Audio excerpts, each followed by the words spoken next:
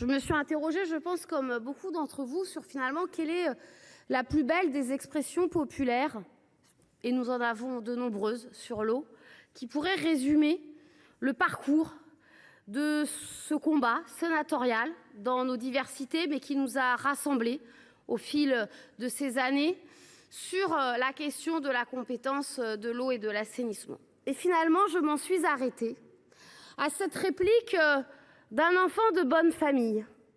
C'était il y a 36 ans, dans les salles de cinéma, de cet enfant expliquant à sa mère, renvoyée aux turpitudes de la vie, que finalement, maman, la vie n'est pas un long fleuve tranquille.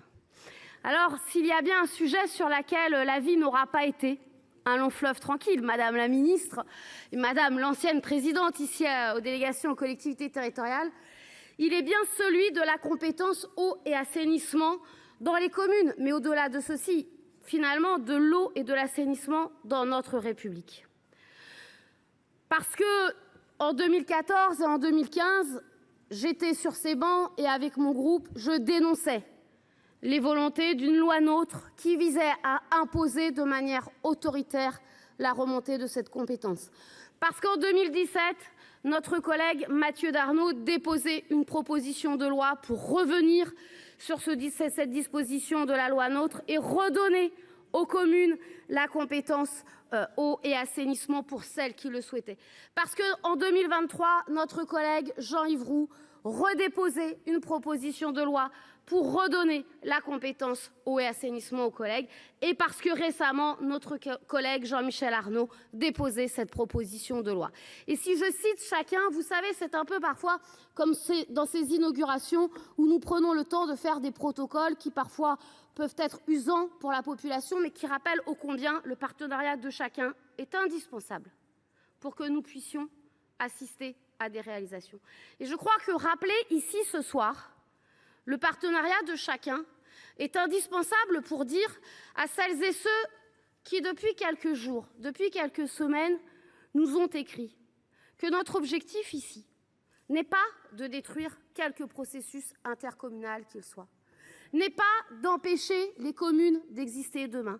Il est au contraire, mais peut-être un projet partagé ici au Sénat, et cela peut encore surprendre, mais je crois que nous avons pour le coup cet engagement qui sera demain nécessaire à notre pays. Il est celui de rappeler que pour faire République, nous avons besoin d'un pacte social et d'un pacte politique très fort entre nos concitoyens et les élus, que ce soit les élus communaux comme nous, les élus parlementaires, et que ce pacte, il se scelle dans la plus grande des proximités, et la plus grande des proximités, elle s'exerce dans l'échelon communal. Et oui, si nous avons coutume de dire que la commune est la cellule de base de la République, c'est parce que c'est dans cet engagement des élus, des femmes et des hommes qui sont élus, que se lie aussi ce lien.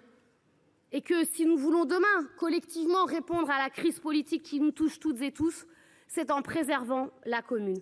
Ce n'est pas en préservant la commune contre d'autres, c'est en redonnant ce pouvoir de proximité à tous les élus locaux que nous saurons ensemble reposer le pacte social de notre République. Et donc cette proposition de loi que certains commentateurs journalistiques pourront qualifier de petite loi, cette proposition de loi est finalement essentielle parce qu'elle doit nous aider demain par nos différences politiques. Et nous en aurons encore demain, c'est cela la démocratie, parfois à savoir nous dépasser pour préserver l'intérêt général. Nous n'avons donc pas souhaité ce soir faire quelques retours en arrière.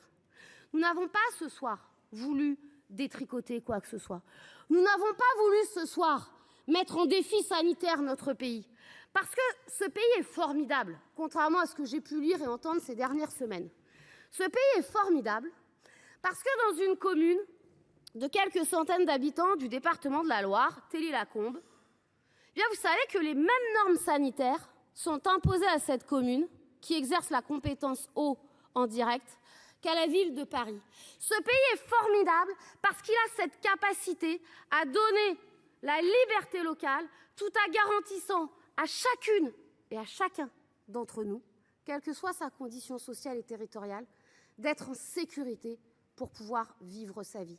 Ce pays est formidable parce que ce soir, nous allons voter à une très large majorité cette proposition de loi. Madame la ministre, nous comptons sur vous pour qu'elle suive son cours tranquillement et sans débordement à l'Assemblée nationale et qu'enfin nous redonnions sa place indispensable aux communes. Je vous remercie.